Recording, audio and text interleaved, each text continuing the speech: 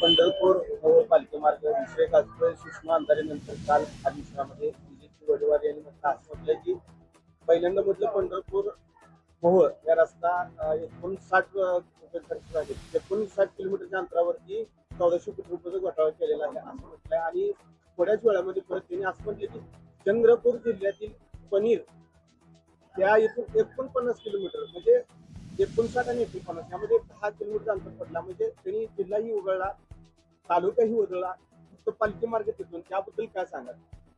खरं तर मी परवाच सांगितलं, सुषमाताई अंधारेला जशी अर्धवट माहिती आहे तशीच वडेट्टीवार यांनाच देखील अर्धवटच माहिती आहे.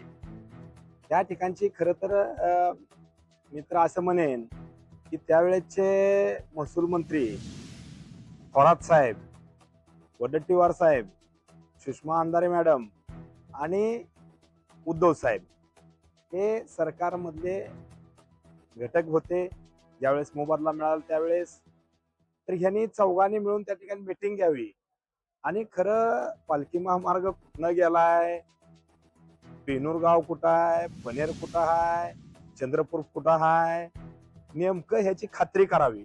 आणि किती किलोमीटरचा आहे त्यांना किलोमीटर माहिती नाही. त्यांना ह्या ठिकाणी पेनोर गावाच्या हद्दीतून किती किलोमीटर रस्ता गेलेला माहिती नाही, कुठलीही कल्पना नाही. खरं तर हा मोहोळ तालुक्याला देखील प्रश्न पडला असेल की पेनूर गावातून जवळजवळ 8.5 ते 9 किलोमीटर क्षेत्र बाधित झालेलं आहे. त्यांनी सांगतात 1.5 किलोमीटर, सांगतात वडेट्टी साहेब. सुषमाताई म्हणतात 2.5 किलोमीटर गेलाय, त्यांनी म्हणतात 1.5 किलोमीटर मध्ये 110 कोटी, सुषमाताई तर म्हणतात ते 1400 कोटी. 59 किलोमीटर मध्ये 737 कोटी रुपयाचा मोबदला माझ्या सर्व शेतकऱ्यांना मिळालेला आहे. त्यांना कुठलीही माहिती क्लिअर नाही.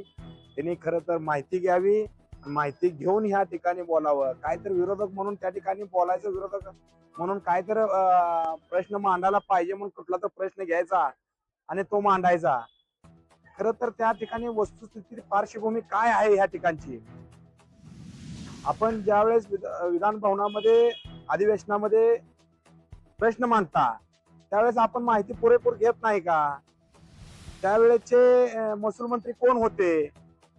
तुम्ही जे आज बावनकुळे साहेबांना प्रश्न केला तो प्रश्न तुम्ही थोरात साहेबांना विचारा पाहिजे की तुमच्या काळामध्ये या ठिकाणी ह्या हवेचं काम झालेलं आहे, तर तुम्ही त्या ठिकाणी कशा पद्धतीनं कारभार केला, मग कुणी केला चुकीचा कारभार? त्यावेळेचे मुख्यमंत्री उद्धव साहेब ठाकरे, त्यावेळेचे महसूल मंत्री थोरात साहेब, त्यांनी तर मेळ करावा. त्यांनी तर एकमेकाबरोबर बैठक घेऊन या ठिकाणी बाबा त्यावेळेस झालेला असा घोटाळा आपल्याकडे आलाय, मग त्यावेळेचे मुख्यमंत्री जबाबदार आहेत का याला? त्यावेळेचे महसूल मंत्री जबाबदार आहेत का? जर का चुकीचं झालं असेल तर एक तर यामध्ये काहीच चुकीचं झालेलं नाही, तशी पार्श्वभूमी या ठिकाणी नाही. माझ्या आणखीन सुदीक शेतकऱ्यांचा मोबदला या ठिकाणी राहिलेला आहे. एक मारुती माने या नावाचा नालायक या ठिकाणचा माणसानं तक्रार केल्यामुळं माझ्या शेतकऱ्यांना पैसे मोबदला मिळायला राहिलेला आहे. तो मोबदला देण्यासाठी या ठिकाणी आम्ही येणाऱ्या काळामध्ये रस्ता रोको करणार आहे, या ठिकाणी आंदोलन करणार आहे. पण माझ्या उर्वरित शेतकऱ्यांना या ठिकाणी मोबदला मला मिळवून दिल्याशिवाय आम्ही स्वस्त बसणार नाही. ज्या ज्या ठिकाणी या ठिकाणी माझे शेतकरी ज्या ज्या घटकापासून वंचित राहिलेले आहेत त्या ठिकाणी बाधित होऊन सुद्धा त्यांना मोबदला मिळाला नाही, हे तर मी या ठिकाणी महाराष्ट्रामधल्या माझ्या शेतकरी बांधवांना आवाहन करतो की हे जी लोक आहेत ते आपल्या शेतकऱ्याच्या विरोधातली लोक आहेत. खरं तर हे पैसे काही एक जणांना कोणाला मिळाले नाहीत किंवा एका पक्षातील कुठल्या नेत्याला किंवा एका पक्षातील पदाधिकाऱ्याला मिळाले नाहीत. या ठिकाणी सर्व समाविष्ट ज्या ज्या हवेमध्ये बाधित झालेली ज्या ठिकाणचे शेतकरी आहेत त्या शेतकऱ्यांना मोबदला मिळाला आहे.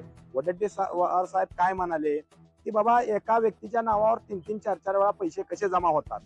वडेट्टीवार साहेब, तुम्ही या ठिकाणचं विरोधी पक्ष नेते म्हणून काम केलेलं आहे, तुम्ही मंत्री म्हणून त्या ठिकाणी काम केलेलं आहे.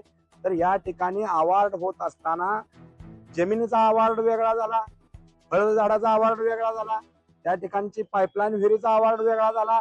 ह्याचे प्रत्येक घटकाचे पैसे वेगवेगळे शेतकऱ्याच्या अकाउंटवर जमा झाले. आणि ज्या ठिकाणी या ठिकाणी प्रशासनानं काम केलं त्यावेळेस त्या ठिकाणी भूमी अभिलेख नॅशनल हायवे, कृषीचे अधिकारी आणि या ठिकाणी बांधकामाचे अधिकारी असे 14 जणांनी मिळून त्या ठिकाणी हा केलेला सर्वे आहे.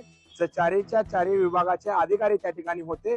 प्रत्येक त्या ठिकाणी शेतकऱ्यांच्या त्या ठिकाणी पंच म्हणून सहाय्य घेतलेल्या आहेत. त्या वेळेचे त्यांनी फोटो काढलेले आहेत. चेक करा ना, जर का ह्यात कोणी दोषी आढळत असेल तर त्याच्यावर गुन्हा दाखल करा.